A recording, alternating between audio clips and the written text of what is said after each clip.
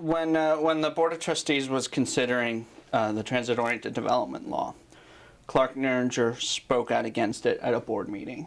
And I had asked about the propriety of a sitting member of the HCZM speaking out against an issue that was going to be in front of the HCZM.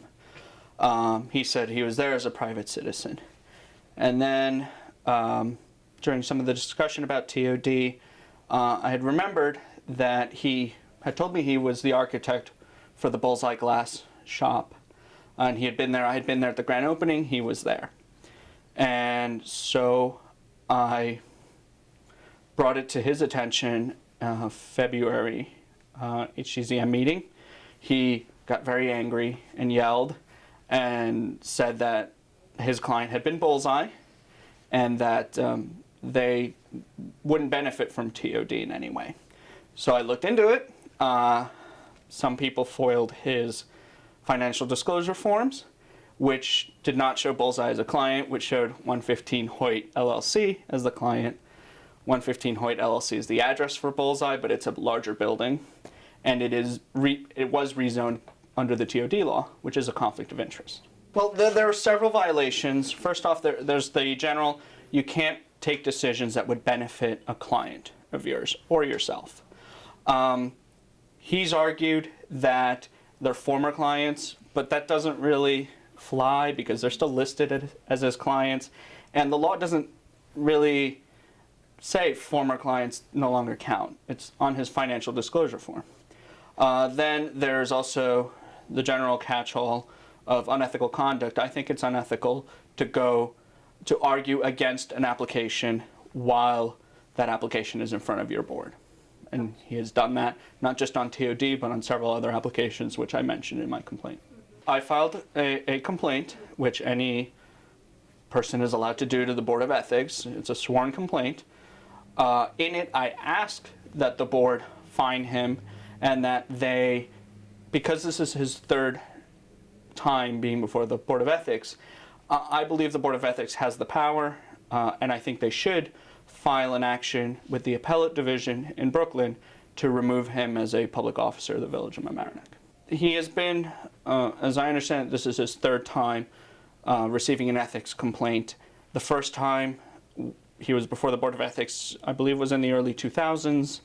The decision, which I was able to get from somebody, basically said what he had done would have been a violation of the Code of Ethics, except at the time he did it, the Code of Ethics didn't apply to members of volunteer boards.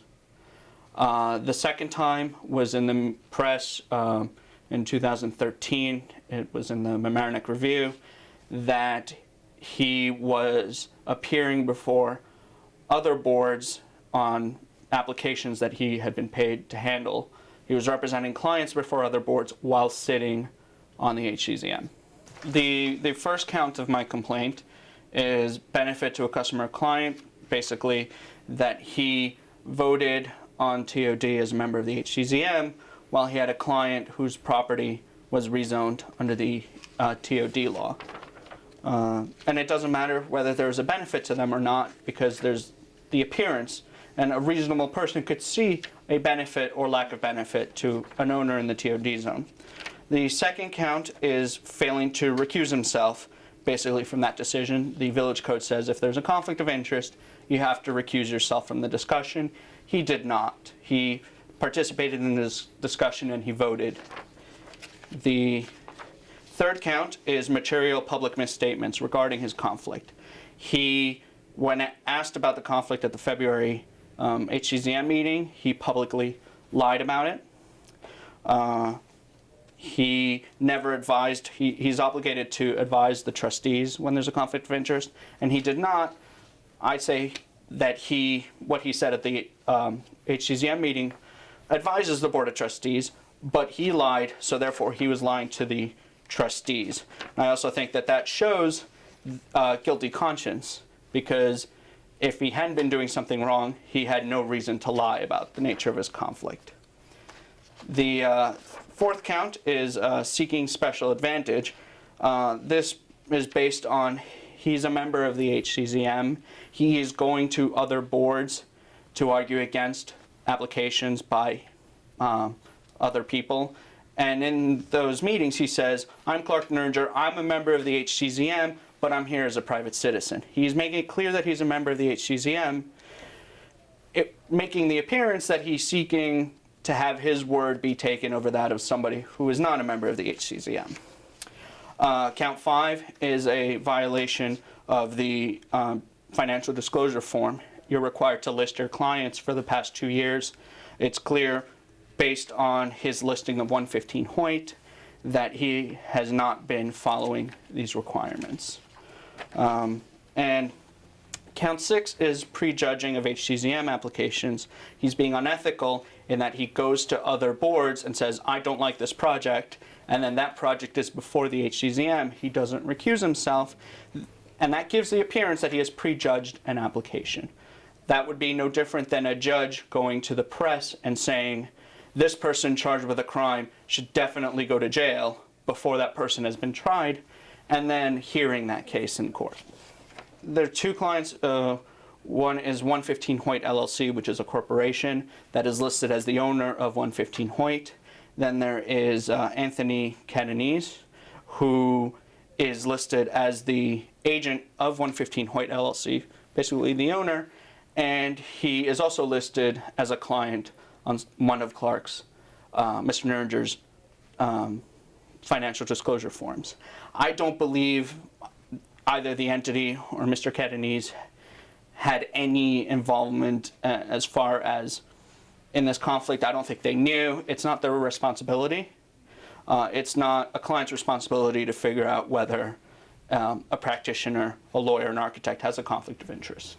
Mr. Neuringer has spent years making a mockery of the land use process in this village and of the ethics laws of this village, as evidenced by him being brought before the ethics board 3 times now and continuing with practices that he knows, because he was told, are improper.